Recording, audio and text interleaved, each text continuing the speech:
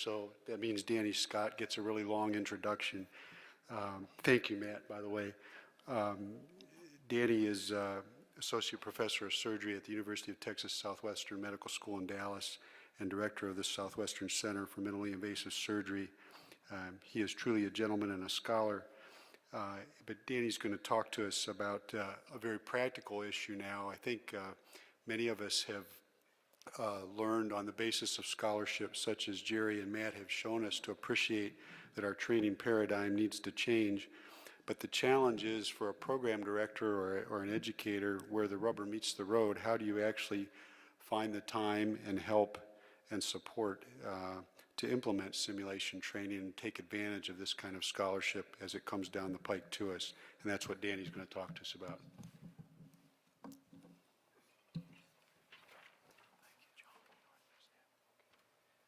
Wonderful. Thank you very much, John and Jerry, for inviting me to be part of this panel. I'm really excited to be part of it. I think it is important work, and I applaud you guys for being here, and I hope to hang with the color tones of the projector.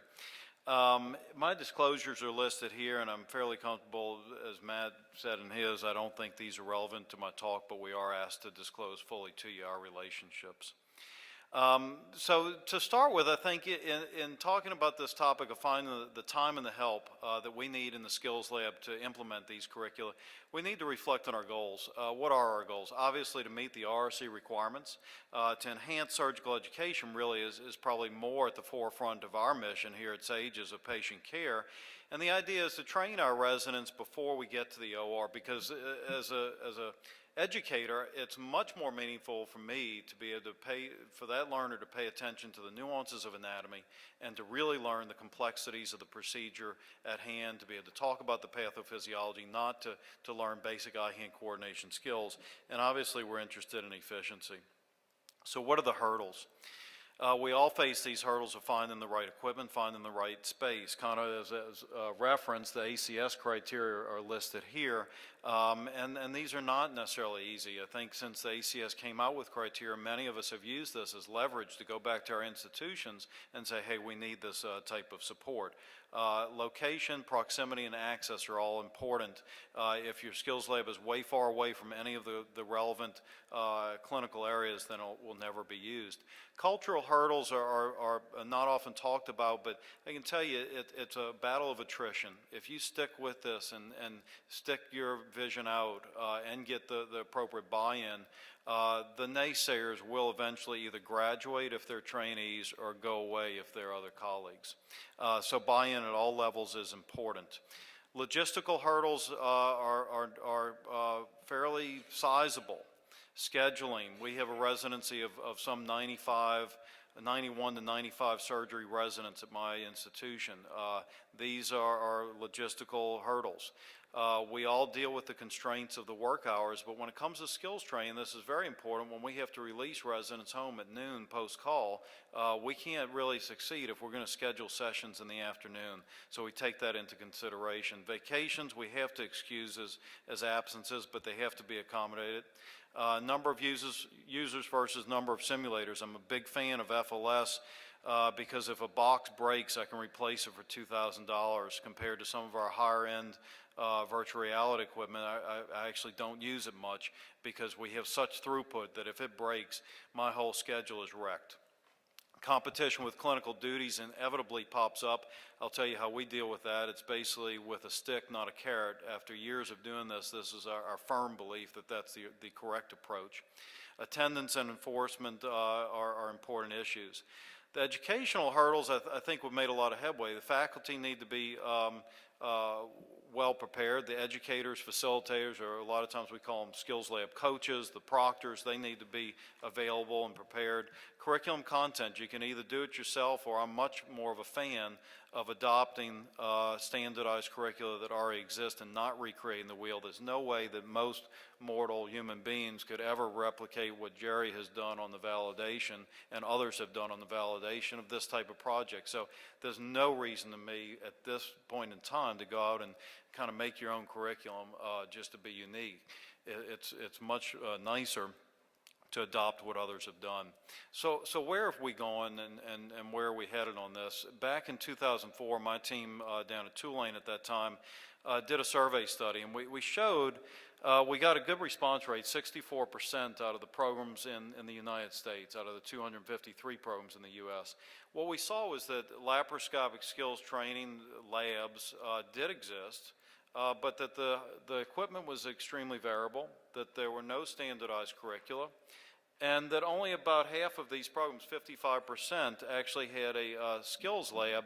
And what I'd call your attention to is that only about half of those had mandatory attendance. And I don't have time to go into it in this talk, but I almost pulled two different papers, one by Rebecca Minter's group up at Michigan, and then one by Dimitri Stefanidis at Carolinas, both of which show clearly. They did some interesting cohort studies where some people had mandatory attendance, some people didn't. The answer's obvious. If you don't have mandatory attendance, you don't have the performance improvement that you're looking for. People simply don't come in if you're nice and if you ask them.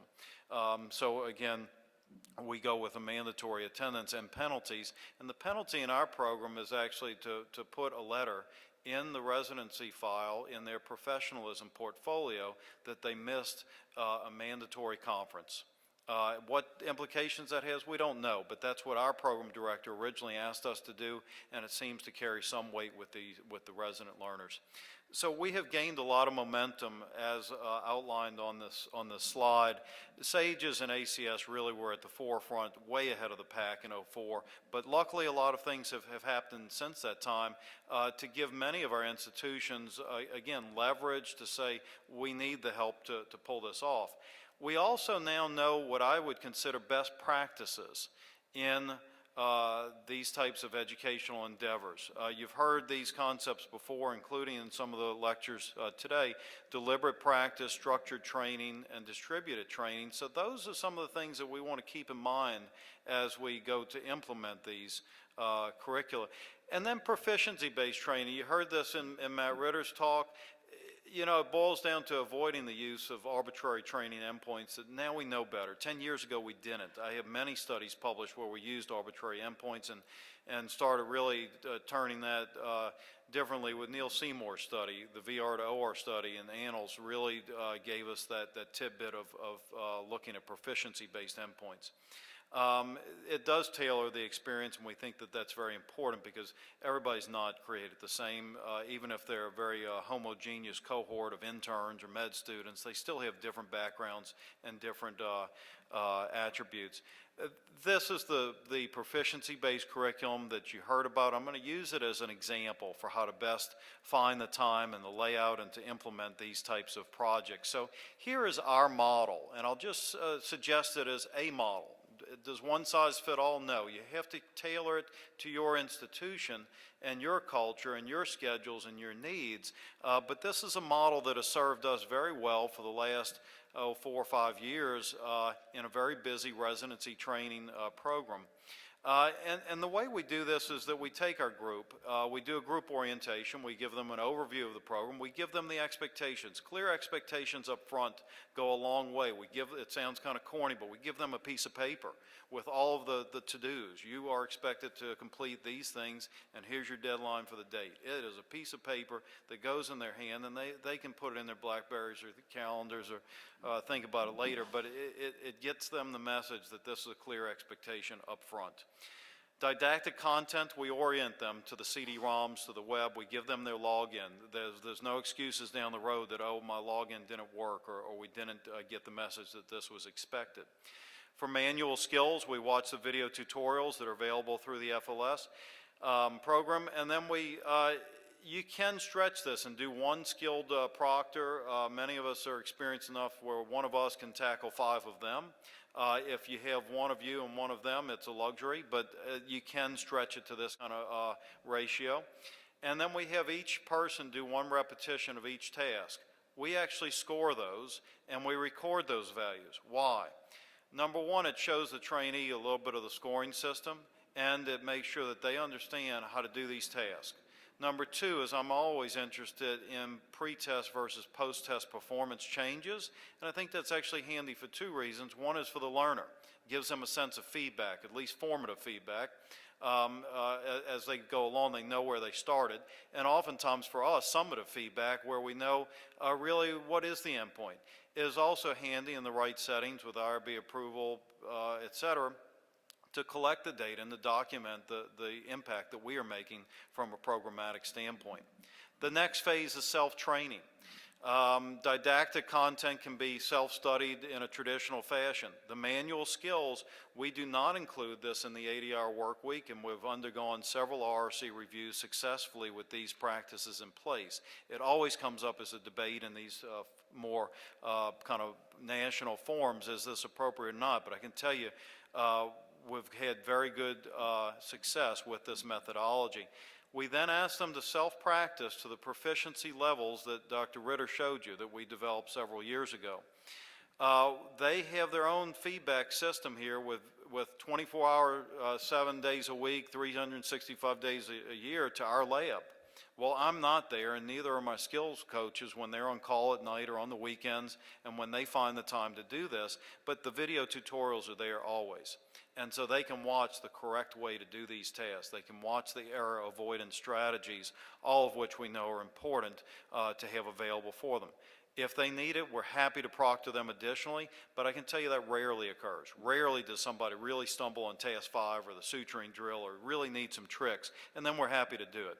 All reps are scored, and we harp on this, is that we use archaic methods, but they're very simple, they're very cheap, and they work. We have a paper score sheet, and they have to write down every rep. If they max out at 80 reps, fine, they move on to the next task. But it has the proficiency levels, it has what we expect out of them right there on the score sheet, and we emphasize this to the learner. We expect you to write down every repetition. We usually get buy-in. The key part here is that we have a skills lab coach dedicated just to our surgery residents. I'll show you our team in a minute. But we have another one for gynecology, and we have some other educators in our group. But we have one person dedicated to tracking this, and those score sheets are kept in our lab. They're in a file cabinet. Everybody has a folder with their name on it. And that skills lab coach on a weekly basis goes in and checks what is the progress of that learner. They then put that out in an Excel spreadsheet that says by this date you're supposed to complete this task. And we have very regimented pathways to where we don't wait to the last minute to see if people are actually doing what we're asking them to do. And this type of organized approach seems to work quite well. The progress I mentioned is tracked weekly. We have firm deadlines, and we've even figured out that if you give them 2 months for training, give them 2 deadlines, a halfway point where they have to finish half of the task, and then a final deadline. That way they cram twice instead of cramming once. From a logistical standpoint, though, we have 5 trainers, and we might have a cohort of 40 learners that have to get through a curriculum in 2 months. So you don't want them cramming, because then they'll be vying for the equipment. Finally, a proctored post-test. The didactic, we've come up with some homemade in-house written quizzes just to query their knowledge, and we can require some arbitrary passing scores. This is a bit different than the certification exam, and I'll talk about how that fits into our program. The manual skills, we ask them to do, again, a proctored repetition of each drill, and this can be scheduled one-on-one. As soon as they complete the training, they flag one of our skills lab coaches and schedule this post-test. And what we expect of them, we don't expect them to be Dr. Ritter on FLS task and getting 48 seconds on the peg transfer, but we do expect them to be about 80% within the proficiency level cold with no warm-ups. What does that tell us? They didn't forge the data, they didn't forge the tracking, the score sheets, and that they actually got the benefit that we're looking for out of this curriculum. And so that's been our criteria, and it's been very good that way. Occasionally they don't meet this 80% of proficiency criteria, and we remediate. At this point, they're ready for certification if needed, depending on the level, or remediation. And so we rolled this out residency-wide to our residents in the 06 year. The PGY1 class, we actually still kept our Southwestern stations, which have also undergone some validation, and they're a bit simpler. So we still kept that, had the residents do that first, and then had them do the FLS. We thought that they were complementary, and we still do it this way as our traditional approach. And so what you saw was FLS testing at these 3 intervals before and after the Southwestern stations, and then before and after the formal FLS proficiency-based curriculum. And as you saw in the med student data that Matt Ritter and I generated together, wide variability at baseline. And remember, these are all interns. They all just finished med school. This is all in July or so of their intern year, but they're very variable. Even after the Southwestern stations, they improve a bit, but they're still variable. But then finally, after they really undergo regimented, structured, deliberate practice, proficiency-based training, we come out with an extremely homogeneous product. And the product is a resident with competence. Here are the data for our PGY 2 through 5s that we did that first year. We had 54 of these residents, and you can see a lot of variability at baseline and still a bit of variability at the end. And what does this tell us? Well, they all achieve a passing score. We're achieving our goal, and they're achieving it with a wide margin beyond the minimum performance threshold. But what it tells me is the sooner you can get to these learners, the better off you are. The more bang for the buck you have, the better buy-in you have, and that's probably a more suitable level. So that's essentially what we evolved to, is we did this initial catch-up residency-wide 1 year, but then after that, we only roll this curriculum out to our interns.